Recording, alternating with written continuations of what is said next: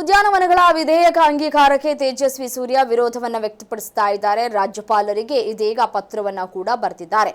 ಪತ್ರದಲ್ಲಿ ಉಲ್ಲೇಖ ಮಾಡಿದ್ದಾರೆ, ಯಾವುದೇ ಕಾರಣಕ್ಕೂ ನೀವು ಆ ಒಂದು ವಿಚಾರ ಏನಿದೆಯಲ್ಲ ಅದನ್ನ ಎಕ್ಸೆಪ್ಟ್ ಮಾಡಬೇಡಿ ಅಂತ ಹೇಳಿ ಮನವಿಯನ್ನ ಮಾಡಿಕೊಂಡಿದ್ದಾರೆ. ವಿಧೇಯಕವನ್ನ ಅಂಗೀಕಾರ ಮಾಡಬೇಡಿ ಅಂತ ಹೇಳಿ ಆ ಕುರಿತ ಬ್ರೇಕಿಂಗ್ ಬರ್ತಾ ಇದೆ, ಬನ್ನಿ ನೋಡ್ತಾ ಹೋಗೋಣ.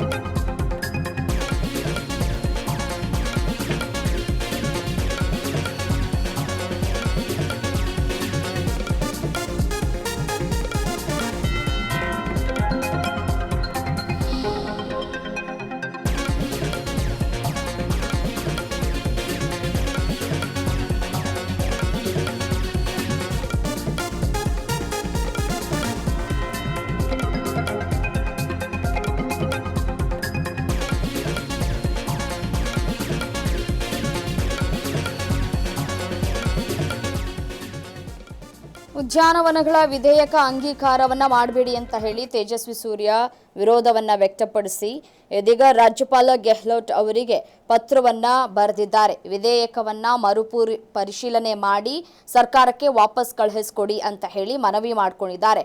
ಪಾರ್ಕ್ಗಳ 5% ಭೂಮಿ ಪರಭಾರೆಗೆ ಅವಕಾಶವನ್ನ ಕಲ್ಪಿಸಿಕೊಡಲಾಗ್ತಾ ಇದೆ. ಇಲ್ಲಿ 5% ಭೂಮಿ ಪರಭಾರೆಗೆ ಅವಕಾಶ ನೀಡುವ ವಿಧೇಯಕಕ್ಕೆ ಇದೀಗ ವಿರೋಧಗಳು ಕೂಡ ವ್ಯಕ್ತವಾಗ್ತಾ ಇದೆ. ವಿಧೇಯಕದ ಬಗ್ಗೆ ರಾಜ್ಯಪಾಲರಿಗೆ ತೇಜಸ್ವಿ ಸೂರ್ಯ ಮನವಿಯನ್ನ ಮಾಡಿಕೊಂಡಿದ್ದಾರೆ. ಪಾರ್ಕ್ಗಳ 5% ಭೂಮಿ ಪರಭಾರೆಗೆ ಇದೀಗ ವಿರೋಧಗಳು ವ್ಯಕ್ತವಾಗ್ತಾ ಇದೆ. ತೇಜಸ್ವಿ ಸೂರ್ಯ ವಿರೋಧವನ್ನ ವ್ಯಕ್ತಪಡಿಸಿದ್ದಾರೆ. ಇದಕ್ಕೆ ಒಂದು ಕಡೆ ಪತ್ರವನ್ನ ಬರೆಯೋದರ ಮುಖಾಂತರ ಇದನ್ನ ನೀವು ಅಂಗೀಕಾರ ಮಾಡಬಾರ್ದು, ಮರುಪರಿಶೀಲನೆ ಮಾಡಿ ಅಂತ ಹೇಳಿ ರಾಜ್ಯಪಾಲರಿಗೆ ಮನವಿಯನ್ನ ಮಾಡಿಕೊಂಡಿದ್ದಾರೆ.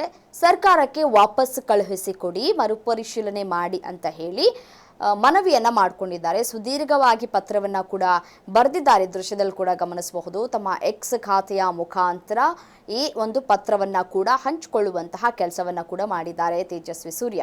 5% ಭೂಮಿ ಪರಭಾರೆಗೆ ಅವಕಾಶ ನೀಡುವ ವಿಧೇಯಕಕ್ಕೆ ವಿರೋಧಗಳು ವ್ಯಕ್ತವಾಗ್ತಾ ಇದೆ. ವಿಧೇಯಕದ ಬಗ್ಗೆ ರಾಜ್ಯಪಾಲರಿಗೆ ತೇಜಸ್ವಿ ಸೂರ್ಯ ಪತ್ರ ಬರೆಯೋದರ ಮುಖಾಂತರ ಮನವಿ ಮಾಡಿಕೊಂಡಿದ್ದಾರೆ.